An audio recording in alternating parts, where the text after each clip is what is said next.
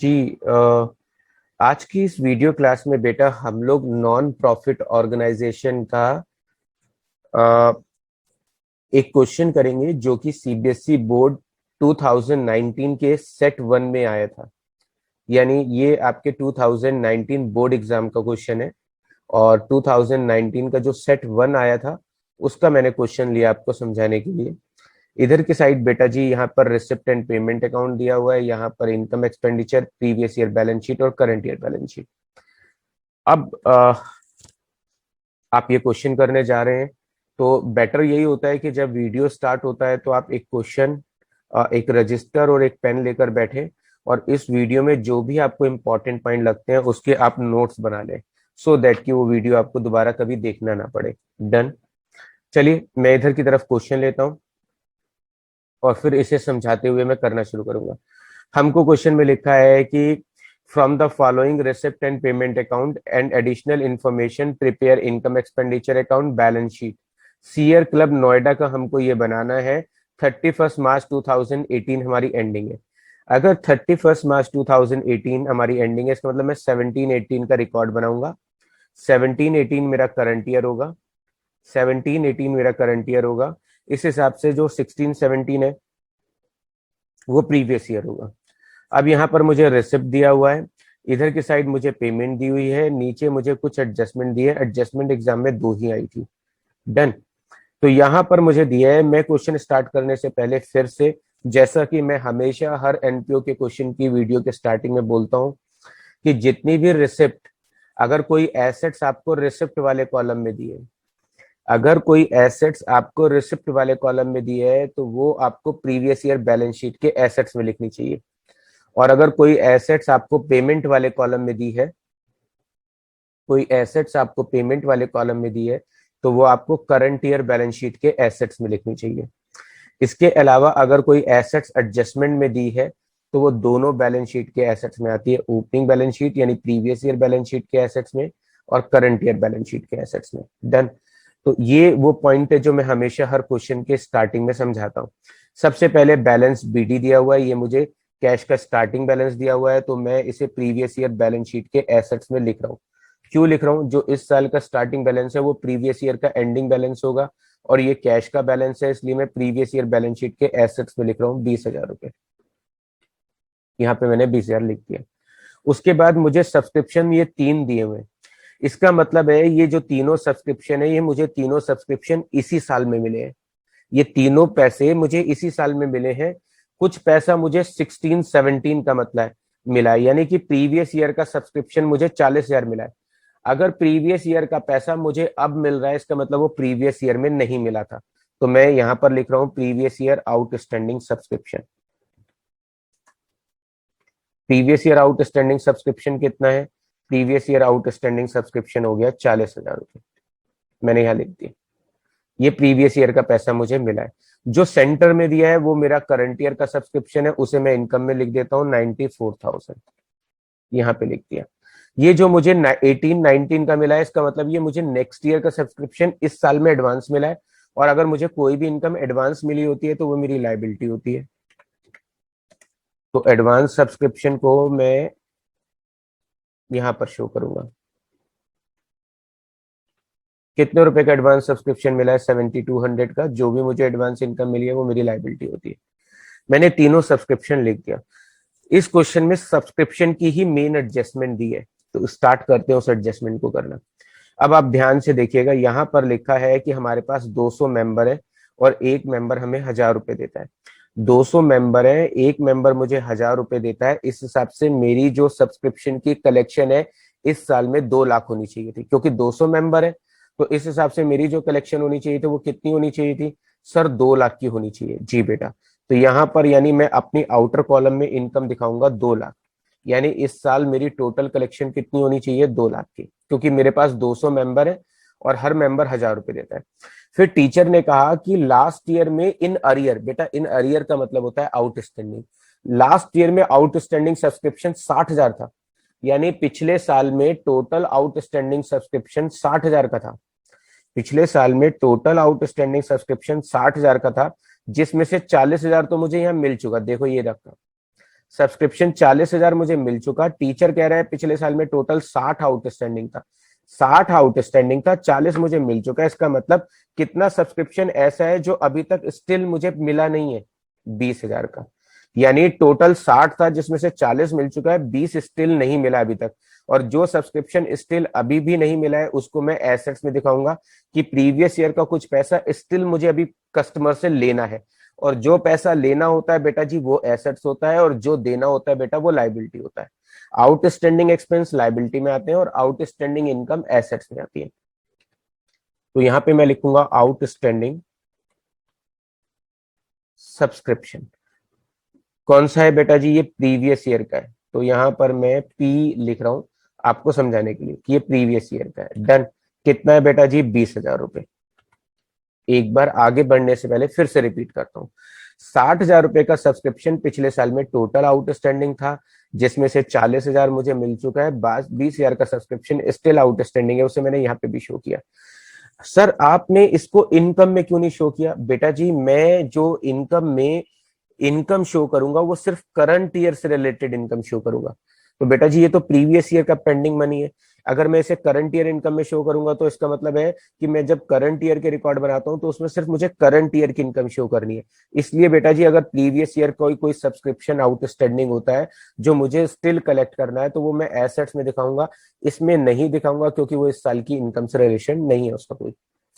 उसके बाद आते हैं बेटा जी 25 मेंबर ऐसे हैं, 25 मेंबर ऐसे हैं जिन्होंने अपना जो सब्सक्रिप्शन है वो मुझे एडवांस में लास्ट ईयर में दे दिया था, करंट ईयर का। यानी इस साल का पैसा कुछ कस्टमर ने करंट ईयर का पेमेंट मुझे प्रीवियस ईयर में ही दे दिया था। इसका मतलब प्रीवियस ईयर में मुझे कितना सब्सक्रिप्शन एडवांस मिला था? एडवांस सब्सक्रिप्शन मुझे प्रीवियस ईयर में 25 लोगों ने अपनी पेमेंट जो इस साल की थी वो पिछले साल में एडवांस में दे दी थी। तो यानी कि पिछले साल में कितना सब्सक्रिप्शन एडवांस था? 25,000 का। जो प्रीवियस ईयर में एडवांस था वो था तो इस साल से रिलेटेड, तो मैं यहाँ पे भी शो करूंगा। जो भी प्रीवियस ईयर एडवांस इनकम होती है बेटा जी वो यहाँ प्लस होती है। प्रीवियस ईयर एडवांस सब्सक्रिप्शन कितने रुपए है? 25,000 रुपए। चलो तुमको और अच्छे से समझ में आए और विद लॉजिकली तुम्हें समझा पाऊं, आओ बेटा जी देखिएगा, समझिएगा। मेरे पास बेटा जी 200 मेंबर है, 200 मेंबर है और एक मेंबर मुझे कितने रुपए देता है? 1,000। तो मेरा इस साल का कलेक्शन कितना होना चाहिए? सर 2 लाख रुपए का कलेक्शन होना चाहिए। बिल्कुल बेटा, शाबाश बात है। 2,000 में से बेटा जी 200 मेंबर में से कितने मेंबर ने मुझे अपना करंट ईयर का पैसा प्रीवियस ईयर में दे दिया था? 25 मेंबर ऐसे थे जिन्होंने मुझे 1,000 रुपए के हिसाब से 25,000 का पेमेंट इस साल का पहले ही दे दिया था।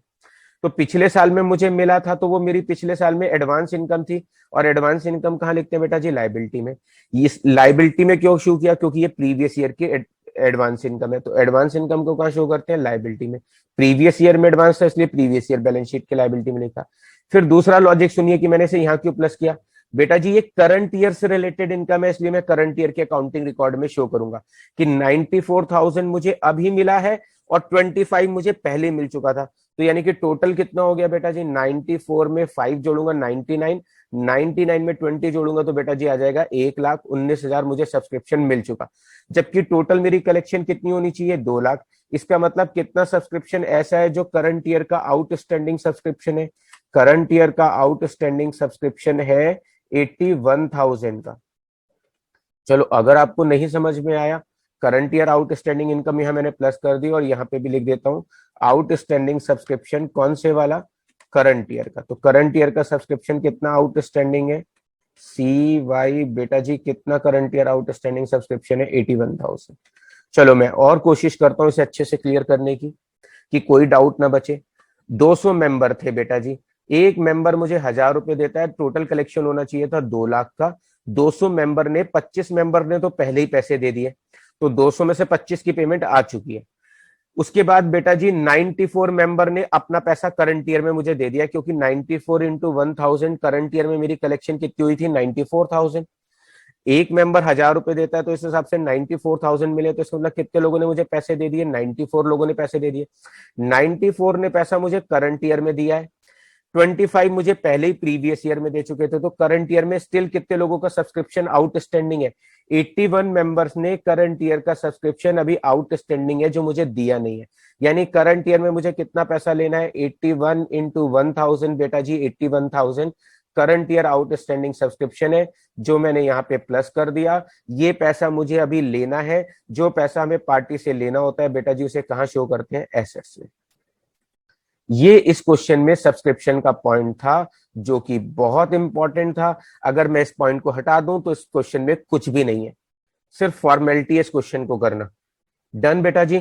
क्लियर करता हूं शॉर्ट में आगे बढ़ने से पहले, क्योंकि आगे वो क्वेश्चन कराने में हार्डली बेटा 5 मिनट लगने वाले, सो दैट कि एक बार आपके दिमाग में ये कंसेप्ट में अच्छे से बिठा दूं। सब्सक्रिप्शन 40,000 रुपए का मुझे प्रीवियस ईयर का मिला है, तो मैंने यहाँ शो कर दिया कि प्रीवियस ईयर का 40,000 मिला है। नीचे आपने एडजस्टमेंट में पढ़ा था कि पिछले साल में टोटल आउटस्टैंडिंग 60 था, 60 था, 40 मिल चुका है, 20 स्टिल आउटस्टैंडिंग है। प्रीवियस ईयर का कोई भी सब्सक्रिप्शन आउटस्टैंडिंग है वो सिर्फ बैलेंस शीट में आता है, करंट ईयर के इनकम में उसको शो नहीं करते, क्योंकि मैं यहाँ करंट ईयर का अकाउंटिंग रिकॉर्ड बना रहा हूँ, इसलिए प्रीवियस ईयर की इनकम शो ही नहीं करूंगा। 94,000 मुझे बेटा जी इस साल मेंबर से पैसा मिल चुका है। 25,000 रुपए मुझे इस साल का पेमेंट पिछले साल में मिल चुका था, तो पिछले साल में एडवांस इनकम थी इसलिए लायबिलिटी में शो किया। ये इनकम इस साल से रिलेटेड है, इसलिए बेटा जी यहाँ प्लस कर दिया कि 94 मुझे अब मिला है, 25 मुझे पहले मिल गया था, टोटल मिल चुका है 1,19,000। जबकि टोटल कितना मिलना है, 2 लाख। तो करंट ईयर आउटस्टैंडिंग कितना है, 81,000, और वो मैंने यहाँ लिख दिया।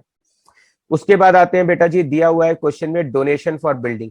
मैंने बताया था अगर खाली डोनेशन लिखा है तो आप उसे इनकम मानिएगा, लेकिन अगर डोनेशन किसी चीज के लिए मिली है तो बेटा लायबिलिटी मानिए। डोनेशन फॉर बिल्डिंग, इसको मैं लायबिलिटी में लिखूंगा। कितने रुपए की डोनेशन मिली है बिल्डिंग के लिए, 40,000 रुपए, लिख दिया बेटा जी।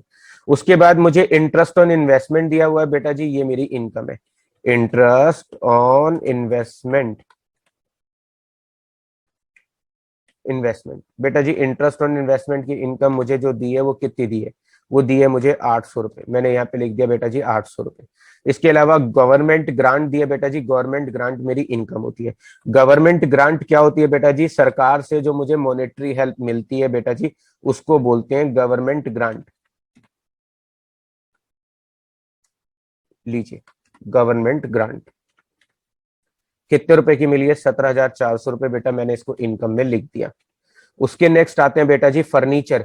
4,000 का फर्नीचर 1,600 में बेच दिया सर, 4 का फर्नीचर 1,600 में बेच दिया, 2,400 का लॉस हो गया, शाबाश बेटा जी। लॉस ऑन फर्नीचर कितने रुपए का लॉस हुआ है, 2,400। अब आपको याद होगा क्वेश्चन के स्टार्टिंग में मैंने पहले ही बोल दिया था, अगर कोई भी एसेट्स रिसिप्ट वाले कॉलम में दी हो तो वो हमेशा ओपनिंग बैलेंस शीट के एसेट्स में आएगी। कितना फर्नीचर बेचा है बेटा, 4,000 का, तो मैं ओपनिंग बैलेंस शीट के एसेट्स में लिख देता हूँ कि मेरे पास ओल्ड फर्नीचर कितना है, ओल्ड फर्नीचर है मेरे पास बेटा जी 4,000 रुपए का। यहाँ पे मैंने ओल्ड फर्नीचर लिख दिया, मेरे पास कितने रुपए का है, 4,000 का। डन बेटा जी। उसके बाद ये साइड खत्म हो गई। स्टेशनरी पे मैंने खर्चा किया है 23,400 रुपए का। स्टेशनरी पे बेटा जी खर्चा किया है 23,400 का। शॉर्ट फॉर्म मैंने यूज किया है टाइम बचाने के लिए, सो दैट की वीडियो थोड़ा लंबा ना हो जाए। स्टेशनरी दिया बेटा, इसके बारे में एडजस्टमेंट है बेटा जी, ओपनिंग स्टॉक और क्लोजिंग स्टॉक दिया स्टेशनरी का। बेटा जी जो ओपनिंग स्टॉक है, स्टॉक जानते हैं आप, एसेट्स है। जो इस साल का ओपनिंग स्टॉक है वो पिछले साल का क्लोजिंग स्टॉक होगा, जो मैं पिछले बैलेंस शीट के एसेट्स में लिख रहा हूँ स्टॉक ऑफ स्टेशनरी के नाम से बेटा। कितने रुपए का स्टॉक ऑफ स्टेशनरी है बेटा जी मेरे पास, डिजिट एक बार देख लेते हैं बेटा जी, 3,000 है। तो 3,000 रुपए मैंने यहाँ पे लिख दिया, 3,000 रुपए का स्टॉक ऑफ स्टेशनरी। और इस साल के लास्ट में स्टॉक ऑफ स्टेशनरी कितना है, जो क्लोजिंग स्टॉक है बेटा जी इस साल का, वो मैं यहाँ पे शो कर रहा हूँ, स्टॉक ऑफ स्टेशनरी। आप जानते हैं ना क्लोजिंग स्टॉक एसेट्स में आता है 4,000 रुपए। अब बेटा जी याद रखिएगा, ओपनिंग स्टॉक हमेशा प्लस होता है। सर क्यों प्लस होता है, लॉजिक बताइए बेटा, अभी बताता हूँ, बस 1 मिनट में लिख लो। ओपनिंग स्टॉक जो कि कितना दिया है, 3,000 रुपए। लो बेटा जी लिख लिया। इसका थोड़ा फोन साइज बड़ा कर देता हूँ, छोटा हो रहा है, सो दैट कि आपको वीडियो में दिखाई दे जाए। जी बेटा, सर अभी भी छोटा हो रहा है, कोई बात नहीं बेटा। आ, लीजिए अब परफेक्ट है। 3,000 रुपए माइनस क्या करूं बेटा जी, क्लोजिंग स्टॉक। क्लोजिंग स्टॉक कितना है सर? 4,000 रुपए का है। तो बेटा जी 4,000 रुपए माइनस कर दूंगा। 23,600 में तीन, 23,400 में तीन जोड़ेंगे 26,400, 26,400 में से दो 4,000 घटाएंगे तो सर 22,400 बचेगा। जी बेटा 22,400 लिख दिया मैंने। बेटा जी ओपनिंग स्टॉक प्लस क्यों किया, क्लोजिंग स्टॉक माइनस क्यों किया, लॉजिक करिएगा। मैंने इतने रुपए का स्टेशनरी एक तरीके से खरीदा है 23,400 का, इतना स्टेशनरी मेरे पास पहले रखा था, तो टोटल स्टेशनरी हो गया 26,400 का। 4,000 का लास्ट में बचा रह गया, इसका मतलब मैंने कितना स्टेशनरी यूज कर लिया, और जितना स्टेशनरी मैंने यूज कर लिया वो मेरा क्या है बेटा जी, खर्चा, इसलिए मैंने 22,400 को मेन कॉलम में दिखाया। तो अब आपको समझ में आ गया कि मैंने ओपनिंग स्टॉक प्लस क्यों किया, क्लोजिंग स्टॉक माइनस क्यों किया, सिर्फ ये जानने के लिए कि मेरी कितनी स्टेशनरी इस साल में यूज हुई है, और जितनी स्टेशनरी मेरी यूज हुई है बेटा जी वही मेरा क्या है, खर्चा है बेटा जी। सिर्फ यही लॉजिक है और कोई लॉजिक नहीं है बेटा जी। ये आगे आगे चलेंगे बेटा जी, मेरे पास है 12% इन्वेस्टमेंट। जो भी एसेट्स आपको पेमेंट वाले कॉलम में दी होती है, मैंने आपको बताया कि कहाँ लिखते हैं सर, वो हम करंट ईयर बैलेंस शीट के एसेट्स में लिखते हैं। शाबाश बेटा जी। 12% इन्वेस्टमेंट जो कि मेरे पास है 8,000 के। अगर बेटा जी 8,000 पर मैं 12% के हिसाब से इंटरेस्ट निकालूं, क्योंकि मुझे कोई डेट नहीं दी है तो मैं पूरे साल का इंटरेस्ट निकालूंगा। 12% के हिसाब से 8,000 पे इंटरेस्ट निकालू तो बेटा 960 निकलता है। कितना मिल चुका है बेटा जी? 800 मिल चुका है। तो कितना इंटरेस्ट एक्रूड है सर? एक्रूड इंटरेस्ट हो गया 160 रुपए का। शाबाश बेटा जी, एक्रूड इंटरेस्ट हो गया हमारे पास 160 रुपए का। तो मैं इसमें 160 रुपए बेटा जी प्लस करने जा रहा हूँ। टोटल हो गया बेटा जी 960 रुपए, और यहाँ पे भी प्लस कर देता हूँ accrued interest. Accrued interest plus कर दिया बेटा जी 160 रुपए। लीजिए 160, टोटल हो गया बेटा जी 8,160। डन। उसके बाद आते हैं बेटा जी इलेक्ट्रिसिटी एक्सपेंस है, ये मेरा खर्चा है बेटा जी। इलेक्ट्रिसिटी एक्सपेंस को मैं यहाँ पे लिखने जा रहा हूँ बेटा जी। इलेक्ट्रिसिटी एक्सपेंस कितना दिया हुआ है? 10,600, यहाँ लिख दिया। उसके बाद बेटा जी एक्सपेंस ऑन लेक्चर्स दिए हुए हैं। एक्सपेंस ऑन लेक्चर्स दिए हुए हैं। जी बेटा एक्सपेंस ऑन लेक्चर्स दिए हुए हैं 30,000 रुपए, ये मैंने यहाँ पे शो कर दिया 30,000 रुपए। उसके नेक्स्ट बेटा जी मेरे को स्पोर्ट्स इक्विपमेंट दिया। स्पोर्ट्स इक्विपमेंट एसेट्स होता है बेटा जी। स्पोर्ट्स इक्विपमेंट को मैं यहाँ पे शो करूंगा। स्पोर्ट्स इक्विपमेंट कितने रुपए का है? स्पोर्ट्स इक्विपमेंट सर 59,000 का है। बेटा जी जो भी एसेट्स पेमेंट वाले कॉलम में दिया है वो करंट ईयर बैलेंस शीट के एसेट्स में। बुक्स दिए हैं बेटा जी, ये भी मेरी एसेट्स होती हैं। यहाँ पे लिख दिया बेटा जी बुक्स मेरे पास कितनी है सर? 40,000 रुपए की। जी बेटा लिख दिया। उसके नेक्स्ट बेटा जी बैलेंस कैरेट डाउन है, ये कैश का क्लोजिंग बैलेंस है बेटा जी, ये भी मैंने यहाँ पे लिख दिया 50,000 रुपए। और बेटा जी अगर मैं एडजस्टमेंट देखूं तो मेरी दोनों एडजस्टमेंट डन है, अब मुझे बस आंसर निकालना है बेटा जी। जी बेटा अब हम अपना आंसर निकाल लेंगे, सारी डिजिट हमने रख दी हैं। मेरे को देखने से इनकम ज्यादा लग रही है तो बेटा मैं इनकम का टोटल कर लेता हूँ। 2 लाख रुपए, 2,17,000 रुपए, 2,17,400, तो 2,18,360 टोटल हो गया। 2,18,360। आप मेरी तरीके से बोलकर टोटल नहीं करिएगा, आप हमेशा बेटा जी लिख कर खुद करके देखिए रजिस्टर पे, क्योंकि आप बोर्ड एग्जाम में क्वेश्चन करेंगे तो हम गलती की गुंजाइश नहीं कर सकते। मैंने यहाँ पर लिख लिया इनकम। अब खर्चे का टोटल कर लेता हूँ बेटा जी। 30,000 है, 40,000 है, 40 में 22 जोड़ूंगा तो बेटा जी 62, 62 में एक जोड़ूंगा 63, 63 में दो जोड़ूंगा 65,400, 65,400 बेटा जी खर्चों का टोटल है 65,400। अब इसमें से घटाऊंगा तो बेटा जी प्रॉफिट बच जाएगा। अगर मैं प्रॉफिट निकालूंगा तो बेटा जी कितना निकलेगा? 0। उसके बाद उससे पहले आएगा 6, और 13 में से 4 जाएंगे तो बेटा जी बचेगा 9। 13 में से 4 गए 9 बचेंगे। 7 में से 5 जाएंगे 2 बचेंगे। उसके बाद बेटा जी 7 में से 5 गए 2, और 21 में से बेटा जी 6 जाएंगे तो बचेगा 15। ये मेरा प्रॉफिट आ गया बेटा जी। प्रॉफिट को बेटा जी सरप्लस भी बोल सकते हैं, excess of income over expenditure भी बोल सकते हैं। टोटल बेटा जी आप यहाँ वाला यहाँ टोटल बराबर कर लीजिएगा, यहाँ पे मैंने टोटल लिख दिया बेटा जी, बराबर कर दिया। अब बेटा जी एसेट्स का टोटल करेंगे। 20 में 60 जोड़े 80, 80 में 7 जोड़ेंगे तो बेटा जी 87,000 टोटल हो गया। ये टोटल मैंने 87,000 यहाँ लिख दिया है। 87 में से इसे घटाऊंगा तो बेटा जी जो बचेगा वो मेरा कैपिटल फंड हो जाएगा। कैपिटल फंड हो जाएगा, ये मेरी बैलेंसिंग फिगर होती है। 87 में से इसे घटाऊंगा सर तो 62,000 बचेगा। जी बेटा अब ये जो कैपिटल फंड है बेटा जी इसको यहाँ लिख देंगे। कैप फंड के नाम से मैंने यहाँ पे लिख दिया 62,000 रुपीज। 62,000 मैंने लिख दिया बेटा जी। उसके बाद इसमें प्लस करूंगा सरप्लस। अगर बेटा जी सरप्लस प्लस करता हूं तो मेरे पास सरप्लस की अमाउंट है, सर सरप्लस की अमाउंट है 1,52,960। 1,52,960। जी बेटा, अब इनका टोटल यहाँ लिख देता हूँ। अगर मैं टोटल करूंगा तो मेरे पास आएगा टोटल 2,14,960। 2,14,960। डन। अब बेटा जी मैं इसका टोटल दोनों साइड का इक्वल कर लेता हूँ। 2,14,000, 2,54,000, 2,61,000, 2,62,160। 2,62,160 बेटा जी। यही टोटल इधर आना चाहिए। 1,01,000 रुपये, 1,05,000 रुपये, 1,13,000 रुपये। 1,13,000 में बेटा जी 9 जोड़ूंगा, 1,13,000 में 9 जोड़ूंगा 1,22,000। 1,22,000 में 50 जोड़ूंगा 1,72,000। 1,72,000 में 40 जोड़ूंगा तो 1,72,000 में 2,12,000। 2,12,000 में 50 जोड़ूंगा 2,62,160। जी बेटा, टोटल बराबर आ गया बेटा जी। अब आप बताइए बेटा जी, आपको कितना समझ में आया? जी बेटा बताइए, आया आपको समझ में? ये था हमारा सीबीएसई बोर्ड 2019 का सेट 1 का क्वेश्चन। जी बेटा रिस्पॉन्स करें, आया आपको समझ में? Yes sir. अगर बेटा आपको ये वीडियो अच्छा लगा है तो प्लीज सब्सक्राइब द चैनल और इस वीडियो को अपने फ्रेंड्स के साथ ज्यादा से ज्यादा शेयर करें।